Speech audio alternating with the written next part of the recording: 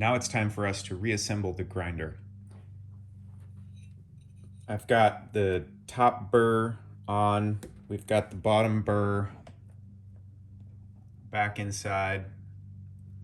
Everything is nice and clean. Now I went another step and cleaned the chute where the coffee passes through. As this spins, it forces the coffee grounds to the chute and comes down the chute. So these screws right here can come off, and this is a faceplate on my grinder here that removes very easily. I think I'm going to take this off even more frequently than I'll do the whole burr cleaning. And behind here is a spring. There's a spring, just a coil, that helps to separate the coffee grounds, and then when they fall out, they're nice and fluffy. So that was a beautiful little discovery for cleaning as well on this grinder.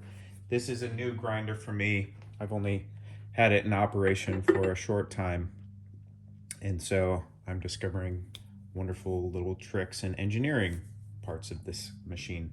So we're going to put this back on. Before I did that, I actually put some food grade grease, a really, really thin layer, just a couple little spots here. And as I spin this around, that'll coil in and just create a nice clean connection here. You don't want to use much at all, very, very light. And I actually took an old cleaning rag, an old t-shirt, and cleaned inside of those teeth. It's a very fine thread. So it's good to clean the coffee grounds out of the teeth there. So we'll just set that on straight because those teeth are fine. It's hard to get it started straight at first. And then it's important to understand as we tighten this down that we're going to bring it all the way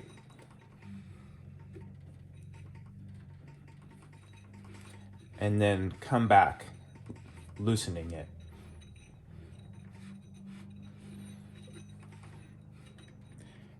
Bringing these blades close to one another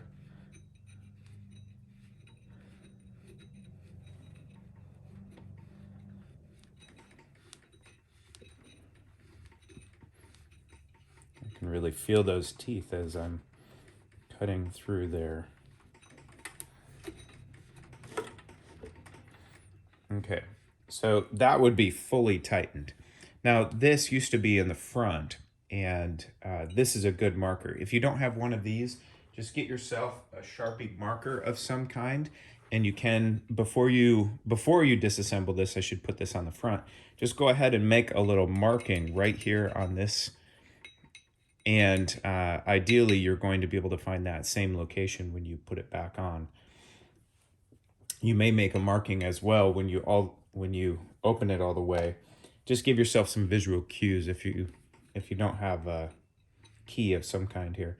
Now I could loosen this just here, and maybe that's where it was, but just to be safe, I'm going to give it a full extra turn. So again, if I tighten this all the way, potentially my burrs are going to be very close for grinding, which could be dangerous.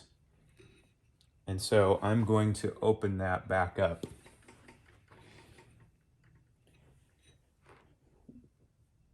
When we put the coffee grounds, or when we put the beans back in and the hopper all together and we start grinding the coffee again, we're going to notice that it's very coarse, and that could be because we still need to go that whole extra turn, right? If I said I'm going to start here, then we're going to get some very coarse coffee out. Espresso grinders can grind French press coarse coffee as well because they have this incredible adjustment field.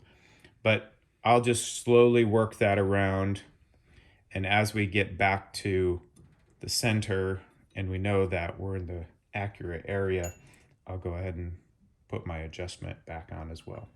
So your grinder will certainly look different. Your burrs and your setup and your top plate will be different.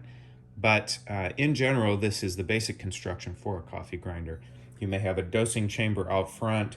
You still have typically a collar where the top and bottom plates, the top and bottom burrs, are connected and will come together.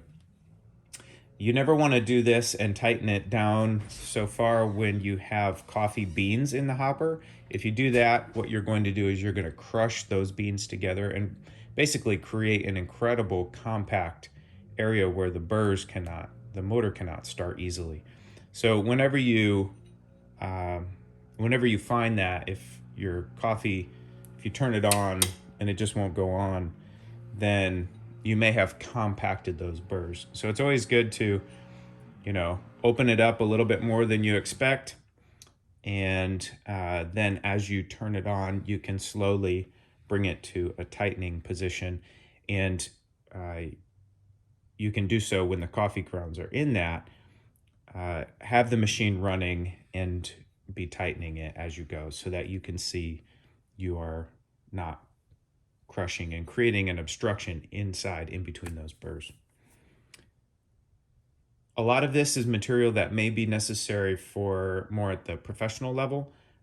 You may not be the one always cleaning and maintaining your grinders and equipment, but it is good for you to know. Maybe you are the one or you enjoy working with machines, so you can put this to practice. If not, this may be part of your safety and maintenance program for you and your cafe and your machinery.